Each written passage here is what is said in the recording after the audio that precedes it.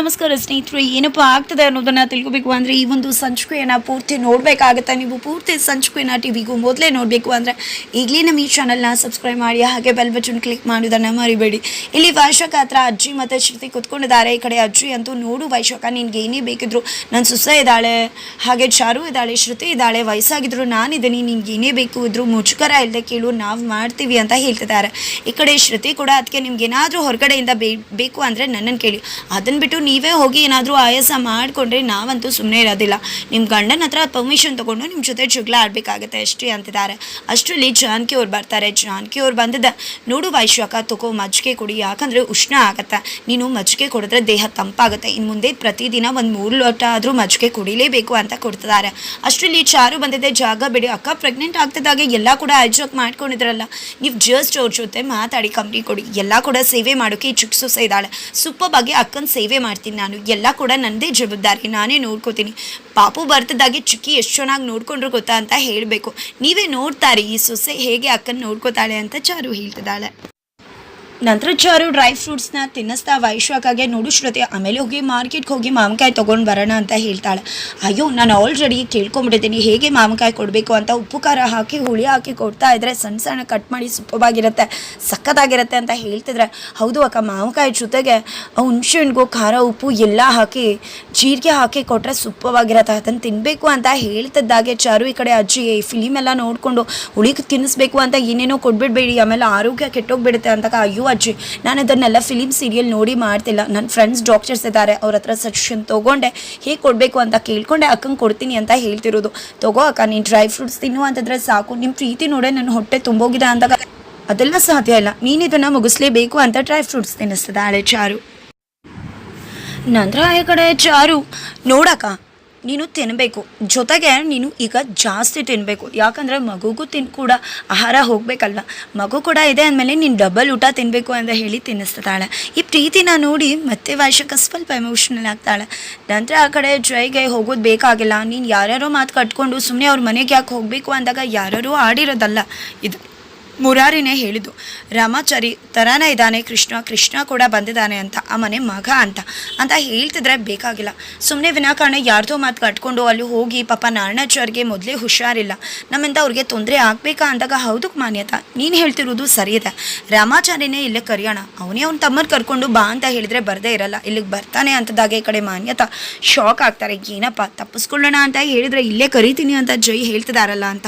ಅವ್ರು ಡ್ಯಾಡ್, ಅದೇ ರೀತಿ ಮಾಡಿ, ನಾವು ಸರ್ವೇಶ್ವರನಿಗೆ ಹೇಳಿ ಒಂದು ಒಳ್ಳೆ ಫುಡ್ ಪ್ರಿಪೇರ್ ಮಾಡಿಸೋಣ ಅಂತ ಹೇಳ್ತಿದ್ರೆ, ಸರ್ವೇಶ್ವರ್ ಬಂದಿದ್ದ, ನಾನು ಸೂಪರಾಗಿ ಅಡುಗೆ ಮಾಡ್ತೀನಿ ಕರೆಸ್ಬಿಡಿ ಅಂತ ಹೇಳ್ತಿದ್ದಾರೆ. ಮಾನ್ಯತಾ ಅವರಂತೂ ಏನೂ ಬೇಕಾಗಿಲ್ಲ, ಸುಮ್ಮನೆ ಇಲ್ಲಿಂದ ಹೋಗ್ತಾರು ಅಂತ ಬೈದು ಕಳಿಸ್ಬಿಡ್ತಾರೆ ಸರ್ವೇಶ್ ಹಾಗೆ ಚಿಂಟೂನ. ನಂತರ ಈ ಕಡೆ ಏನೂ ಬೇಕಾಗಿಲ್ಲ ಜೈ, ಎಲ್ಲನೂ ಸರಿಯಾಗಿ ತಿಳ್ಕೊಂಡು ಆಮೇಲೆ ನಾವೇ ಹೋದ್ರಾಯ್ತು ಅಂದಾಗ, ಆದರೆ ಇವತ್ತಂತೂ ಯಾವುದೇ ಕಾರಣಕ್ಕೂ ಹೋಗೋದು ಬೇಡ ಅಂದಾಗ, ನಾನೆಲ್ಲಿ ಇವತ್ತು ಹೋಗೋಣ ಅಂದೆ, ನಾನು ಕಮಿಷನ್ನ ಭೇಟಿ ಮಾಡಬೇಕಾಗಿದೆ, ಅವ್ರನ್ನ ಭೇಟಿ ಮಾಡಿ ಬಂದ ಮೇಲೆ ಡಿಸೈಡ್ ಮಾಡೋದು, ಯಾಕಂದರೆ ಅವ್ರು ನನ್ನ ಜೊತೆ ಏನೋ ಇಂಪಾರ್ಟೆಂಟ್ ವಿಷಯ ಮಾತಾಡಬೇಕು ಅಂತ ಹೇಳಿದ್ದಾರೆ, ಅದು ಏನು ಎಂತೂ ಎಲ್ಲ ವಿಷಯನೂ ಕೇಳ್ಕೊಂಡು ಬರ್ತೀನಿ, ಅದಾದ ನಂತರ ಯಾವಾಗ ಹೋಗಬೇಕು ಏನು ಅಂತ ಡಿಸೈಡ್ ಮಾಡೋಣ ಅಂತ ಹೇಳ್ತಾರೆ ಜೈ. ಇದನ್ನು ಕೇಳಿದ್ದೆ ಮಾನ್ಯತಾಗೆ ನಡ್ಕ ಶುರು ಆಗುತ್ತೆ. ನಂತರ ಮತ್ತೆ ಈ ಕಡೆ ಚಾರು ಕರ್ಕೊಂಡು ಬಂದಿದ್ದೆ, ಆಲ್ರೆಡಿ ಹಣ್ಣುಗಳನ್ನ ತಿನ್ನಿಸ್ತಿದ್ದಾಳೆ, ಎಷ್ಟು ಅಂತ ತಿನ್ನಿಸ್ತಿ, ಈಗ ತಾನೇ ಅಲ್ಲಿ ಡ್ರೈ ಫ್ರೂಟ್ಸ್ ತಿನ್ನಿಸ್ತೆ ಅಂದಾಗ, ಅದು ನಿನಗೆ ಈಗ ಪಾಪುಗೆ ಅಂದಾಗ ಅದನ್ನು ನಾನೇ ಅಲ್ವಾ ತಿನ್ನೋದು, ನನಗಂತೂ ಬೇಡ ಅಂತಿದ್ದಾರೆ, ಆದರೂ ಕೂಡ ತುರ್ಕಿ ತಿನ್ನಿಸ್ತಿದ್ದಾಳೆ ಚಾರು. ಈ ಕಡೆ ಕೃಷ್ಣ ಎಲ್ಲವನ್ನ ಕೂಡ ಅಬ್ಸರ್ವ್ ಮಾಡ್ತಿದ್ದಾರೆ.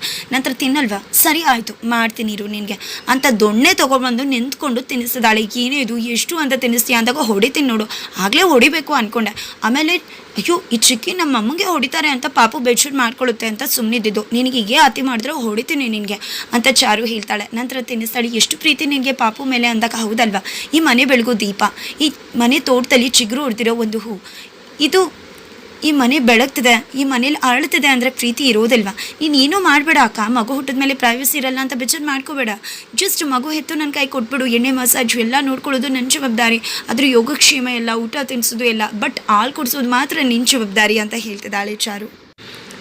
ಏನಕ್ಕೆ ಎಷ್ಟೊಂದು ಪ್ರೀತಿ ನನ್ನ ಮೇಲೆ ಅಂತ ವೈಶಾಖ ಕೇಳ್ತಿದ್ರೆ, ಇರಬಾರ್ದ, ಈ ಮನೆ ಮಗುನೇ ಹೆತ್ಕೊಡ್ತಿರೋ ಮಹಾತಾಯಿ ನೀನು, ಮೊದಲೇ ನನಗೆ ನಿನ್ನ ಮೇಲೆ ಲವ್ವು, ಈಗ ಇನ್ನೂ ಲವ್ವು ಜಾಸ್ತಿ ಆಗಿಬಿಟ್ಟಿದೆ ಅಂತ ಮತ್ತೆ ತಿಳಿಸಿದಾಳೆ. ನಂತರ ಈ ಕಡೆ ಮಾನ್ಯತಾ ಏನಪ್ಪ ಮಾಡೋದು, ವೈಶಾಖಗೆ ಕಾಲ್ ಮಾಡೋಣ ಅಂದರೆ ಕಾಲ್ ಪಿಕ್ ಮಾಡ್ತಿಲ್ಲ ಅಂತ ಅನ್ಕೋತಿದ್ದಾರೆ. ಪದೇ ವೈಶಾಖ ಕಾಲ್ ಮಾಡ್ತಿದ್ದಾರೆ, ಬಟ್ ಕಾಲ್ ಪಿಕ್ ಮಾಡ್ತಿಲ್ಲ ವೈಶಾಖ. ಏನಿದು ಜೈ ಯಾಕೆ ಹೋಗಿರೋದು, ಕಮಿಷನರ್ ಯಾಕೆ ಕರೆದಿರೋದಲ್ಲಿ, ನಮ್ಗೆ ಗೊತ್ತಿರೋರು ಯಾರಾದರೂ ಇದ್ದಿದ್ರೆ ಅಲ್ಲಿ ಏನಾಗ್ತಿದೆ ಅಂತ ನಾನು ತಿಳ್ಕೊಬಹುದಿತ್ತು. ಆದರೆ ಗೊತ್ತಿರೋರು ಯಾರೂ ಇಲ್ಲ. ಅವರು ಏನಾರು ಆ ಚಾರಿ ವೈಶ್ಯನೇ ಮಾತಾಡೋಕೆ ಕರೆದಿದ್ರೆ ಏನು ಮಾಡೋದು? ರಾಮಾಚಾರಿ ಕಂಪ್ಲೇಂಟ್ ಕೊಟ್ಟಿದ್ದಾನೆ ಅಂತ ತಿಳ್ಕೊಳ್ಳೋಣ ಅಂತ ಈ ವೈಶಾಖ ಕಾಲ್ ಮಾಡಿದ್ರೆ ಅವಳು ಕಾಲ್ ಪಿಕ್ ಮಾಡ್ತಿಲ್ಲ. ಏನು ಮಾಡಲಿ ಅಂತ ಟೆನ್ಷನ್ ಜಾಸ್ತಿ ಆಗಿಬಿಟ್ಟಿದೆ ಅಂತ ಅಂದ್ಕೊಂಡು ಹೆದರ್ಕೋತಿದ್ದಾರೆ. ಕಮಿಷನರ್ ಏನಾದರೂ ಹೇಳಿದರೆ ಖಂಡಿತ ನನ್ನ ಕಂಬಿ ಎಣಿಸೋದು ಗ್ಯಾರಂಟಿ ಅಂತ ಹೆದರ್ತಿದ್ದಾರೆ. ಅಷ್ಟರಲ್ಲಿ ಚಿಂಟು ಬಂದಿದೆ. ಈ ಕಡೆ ನಾನು ಹೊರಗಡೆ ಹೋಗಿ ಬರ್ತೀನಿ ಅಂತ ಹೇಳ್ತಿದ್ರೆ, ಎಲ್ಲಿ ರಾಮಾಚಾರಿ ಮನೆಗೆ ಹೋಗ್ತಿದ್ಯಾ, ನಾನು ಕೂಡ ಬರ್ತೀನಿ ಅಂತ. ಏನು ರಾಮಾಚಾರಿ ಮನೆಗೆ ಅಂದಾಗ, ಏನು ಅಪ್ಪ ಇದ್ದಾಗ ರಾಮಾಚಾರಿ ಭಾವನ ಬಗ್ಗೆ ಒಳ್ಳೆ ಮಾತಾಡ್ತೀಯ, ಈಗ ನೋಡಿದ್ರೆ ಬೈತೀಯ ಅಂದಾಗ ಅದೆಲ್ಲ ನಿನ್ಗೆ ಬೇಕಾಗಿಲ್ಲ. ಸುಮ್ಮನೆ ವಿನಾಕಾರಣ ಹೆಚ್ಚಿಗೆ ಮಾತಾಡಬೇಡ, ಇದೇ ರೀತಿ ಹೆಚ್ಚಿಗೆ ಮಾತಾಡಿದ್ರೆ ಹಾಸ್ಟೆಲ್ಗೆ ಹಾಕ್ಬಿಡ್ತೀನಿ ನಿನ್ನ ಅಂತ ಹೇಳ್ತಿದ್ದಾರೆ. ಇವನೇನಾದರೂ ರಾಮಾಚಾರಿ ಮನೆಗೆ ಹೋದರೆ ನಿನ್ನ ಕಾಲು ಮುರಿದಾಕ್ಬಿಡ್ತೀನಿ ಸರ್ವೇಶ್ ಅಂತ ಹೇಳಿ ಎಚ್ಚರಿಕೆ ಕೊಟ್ಟು ಹೋಗ್ತಾರೆ. ನನ್ನ ಕಾಲು ಮುರಿದಾಕ್ಬಿಡ್ತಾರೆ ಮಾನ್ಯತಾ ಮೇಡಮ್. ದಯವಿಟ್ಟು ನೀವು ಯಾವುದೇ ರಾಮಾಚಾರಿ ಅಣ್ಣನ ಮನೆಗೆ ಹೋಗಬೇಡಿ ಅಂದಾಗ, ಆಯಿತು ಹೋಗೋದಿಲ್ಲ ಸುಮ್ಮನಿರು ಸರ್ವೇಶ್ ಅಣ್ಣ ಅಂತ ಹೇಳಿ ಚಿಂಟು ಕೂಡ ಹೋಗ್ತಾನೆ. ಆದರೂ ಕೂಡ ಡೌಟ್ ಅಂತ ಗಾರ್ಡನಲ್ಲಿ ಕೂತ್ಕೊಂಡು ಏನೋ ಯೋಚನೆ ಮಾಡ್ತಿದ್ರೆ, ಏನಪ್ಪ ನಿಂದು ಡೌಟು ಅಂತ ಸರ್ವೇಶಣ್ಣ ಕೇಳ್ತಿದ್ರೆ, ಅದು ಸರ್ವೇಶಣ್ಣ ಯಾಕೆ ಅಮ್ಮ ಯಾವಾಗಲೂ ರಾಮಾಚಾರಿ ಭಾವನೆ ಹೆಸರು ಕೇಳಿದ್ರೆ ಹೆದರ್ಕೋತಾರೆ, ಯಾಕೆ ಹೋಗಬೇಕು ಅಂದರೆ ಬೇಡ ಅಂತಾರೆ, ಮನೆಗೆ ಬರ್ತೀವಿ ಅಂದರೆ ಹೆದರ್ಕೋತಾರೆ, ಅಂಥದ್ದು ಏನಿದೆ, ಯಾಕೆ ಅವ್ರ ಈ ರೀತಿ ನಡ್ಕೋತಾರೆ ಅಂತ ಚಿಂಟುಗೆ ಅನುಮಾನ ಶುರುವಾಗ್ಬಿಟ್ಟಿದೆ. ಅದಕ್ಕೆ ಸರ್ವೇಶ್ ಅವ್ರು ಬಂದಿದ್ದ ಅಳಿಯ ಅಲ್ವಾ, ಅದಕ್ಕೋಸ್ಕರ ಹೆದರ್ಕೋತಾರೆ. ಅದು ಗೌರವ ಕೊಡೋ ರೀತಿ ಅಂತ ಹೇಳ್ತಿದ್ರೆ, ಸುಮ್ಮನೆ ಸರ್ವೇಶನ ಏನೇನೋ ಮಾತಾಡಬೇಡಿ, ಇಲ್ದಿರೋದನ್ನೆಲ್ಲ ಯಾಕೆ ಮಾತಾಡ್ತೀರ, ನನಗೆಲ್ಲ ಕೂಡ ಅರ್ಥ ಆಗುತ್ತೆ. ಮಾಮ್ ಯಾಕೆ ಯಾವಾಗಲೂ ಕೂಡ ವೈಶ್ವಕ್ಕೆ ಆಂಟಿ ಜೊತೆ ಮಾತಾಡ್ತಾರೆ, ಯಾವಾಗಲೂ ನನ್ನ ಕತೆ ಮುಗೀತು, ನನಗೆ ಹೆದರಿಕೆ ಆಗ್ತದೆ ಅಂತೆಲ್ಲ ಹೇಳ್ತಿರ್ತಾರೆ. ಅವನಿಂದ ನನಗೆ ಭಯ ಶುರುವಾಗಿದೆ, ಖಂಡಿತ ಅವನ್ನ ಮುಗಿಸ್ಬಿಡ್ಬೇಕು ಅಂತ ಕೂಡ ಹೇಳ್ತಿರ್ತಾರೆ, ಏನಾದರೂ ಮಾಡಬೇಕು ಅಂತಿರ್ತಾರೆ. ಇದನ್ನೆಲ್ಲ ನೋಡ್ತಿದ್ರೆ ಯಾಕೋ ಏನೋ ಅನ್ನಿಸ್ತದೆ. ಯಾವತ್ತೂ ಕೂಡ ತಪ್ಪು ಮಾಡಿದವ್ರು ಮಾತ್ರ ಹೆದರ್ಕೊಳ್ಳೋದು. ಆದರೆ ಮಾಮ್ ಹೆದರ್ಕೋತಿದ್ದಾರೆ ಅಂದರೆ ಮಾಮ್ ಕೂಡ ಏನೂ ತಪ್ಪು ಮಾಡಿರ್ಬಹುದಲ್ವಾ ಅಂತಲೇ ಹೇಳ್ತಿದ್ರಪ್ಪ ತಂದೆ. ಈ ಪುಟ್ಟ ತಡೆಯಲ್ಲಿ ಇಷ್ಟೊಂದೆಲ್ಲ ಡೌಟ್ ಇಟ್ಕೊಂಡು ಅನುಮಾನ ಇಟ್ಕೊಂಡು ಯೋಚನೆ ಇಟ್ಕೋಬೇಡಪ್ಪ. ನಿನ್ನ ಪುಟ್ಟ ತಲೆ ಹಾಲು ಕೊಟ್ಕೊಂಡು ಆರಾಮಾಗಿ ಆಟ ಆಡ್ಕೊಂಡು ತಿನ್ಕೊಂಡು ಹೊಂದ್ಕೊಂಡಿರು. ಇವನ್ನೆಲ್ಲ ನನ್ನ ತಲೆ ಹಚ್ಚಿ ನೀನು ಕೂಡ ತಲೆಗೆ ಹಾಕೋಬೇಡ, ಸುಮ್ಮನೆ ಇದ್ದು ಬಿಟ್ಟರೆ ಒಳ್ಳೇದು ನೀನು ಅಂತ ಸರ್ವೇಶ್ ಹೇಳ್ತಾರೆ. ನಂತರ ಚಿಂಟು ಅಂತೂ ಈ ಸರ್ವೇಶನ ಒಳ್ಳೆ ಏನು ಹೇಳ್ತೀನಿ ಅನ್ನೋದೇ ಅರ್ಥ ಮಾಡ್ಕೊಳ್ಳಲ್ಲ. ಮಾಮ್ ನಡವಳಿಕೆ ನೋಡಿದ್ರೆ ಅನುಮಾನ ಬರುತ್ತೆ. ಇಲ್ಲ ಇದನ್ನು ಚಾರು ಅಕ್ಕಂಗೆ ಹೇಳಿದ್ರೆ ಹೇಗೆ ಅಂತ ಚಾರು ಅಕ್ಕಂಗೆ ಹೇಳೋಣ ಅಂತ ಡಿಸೈಡ್ ಮಾಡ್ಕೊತಾನೆ. ಅದಕ್ಕೆ ಸರಿಯಾಗಿ ಈ ಕಡೆ ವೈಶಾಖ, ಯಾಕೆ ಚಾರು ನನಗೆ ಎಷ್ಟೆಲ್ಲ ಜಗಳ ಮಾಡಿದ್ದೀನಿ ಆದರೂ ಕೂಡ ನಿನಗೆ ನನ್ನ ಬಗ್ಗೆ ಕೋಪನೇ ಇಲ್ವಾ ಅಂತ ವೈಶಾಖ ಕೇಳ್ತಿದ್ರೆ, ಅಯ್ಯೋ ಅಕ್ಕ ನನಗೆ ನಿನ್ನ ಬಗ್ಗೆ ಆ ಕ್ಷಣಕ್ಕೆ ಕೋಪ ಇರ್ಬೋದು, ಆದರೆ ಅದಕ್ಕಿಂತ ಜಾಸ್ತಿ ಪ್ರೀತಿನೇ ಇದೆ. ಒಂದು ಮನೆ ಆದಮೇಲೆ ಒಂದು ಮಾತು ಬರುತ್ತೆ ಹೋಗುತ್ತೆ, ಅದನ್ನೆಲ್ಲ ಮನಸ್ಸಲ್ಲಿ ಇಟ್ಕೊಳಕ್ಕಾಗತ್ತಾ?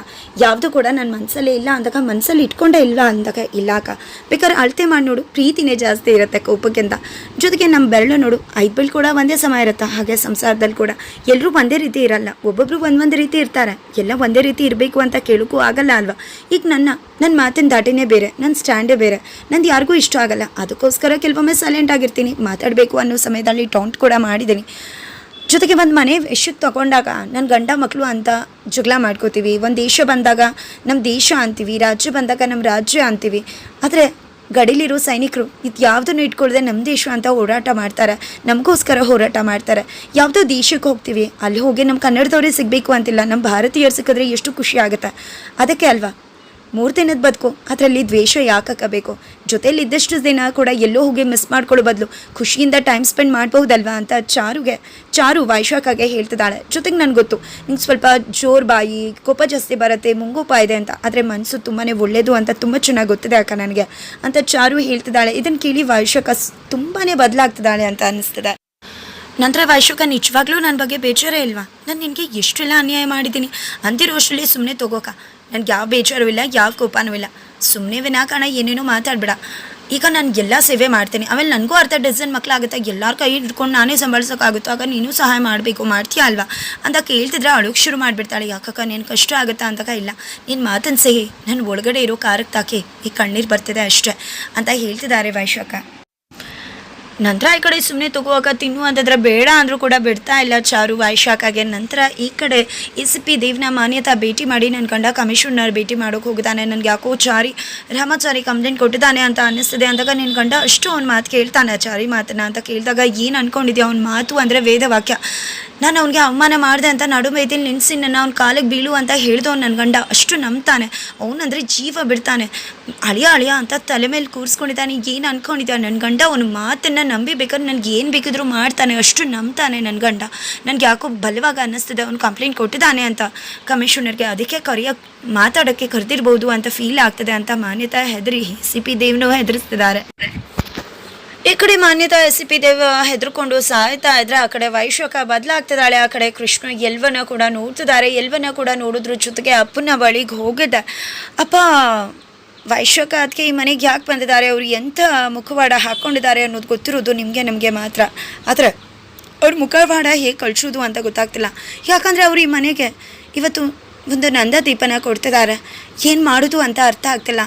ನಾವು ಕಳಿಸೋ ಬದಲು ಅವರೇ ಅವ್ರ ಮುಖವಾಡನ ಕಳಿಸಿಟ್ರೆ ಒಳ್ಳೇದಾಗುತ್ತಲ್ವ ಅಂತ ಮಾತಾಡ್ತಿರ್ಬೇಕಿದ್ರೇ ಚಾರು ಎಂಟ್ರಿ ಕೊಡ್ತಾಳೆ. ಹಾಗಿದ್ರೆ ಚಾರು ಆ ಮಾತನ್ನು ಕೇಳಿಸ್ಕೊಂಡೇ ಬಿಡ್ತಾಳೆ. ಏನಾಗುತ್ತೆ ತಿಳ್ಕೊಬೇಕು ಅಂದರೆ ಮುಂದಿನ ವೀಡಿಯೋಗೋಸ್ಕರ ವೇಟ್ ಮಾಡ್ದನ್ನು ಮರಿಬೇಡಿ.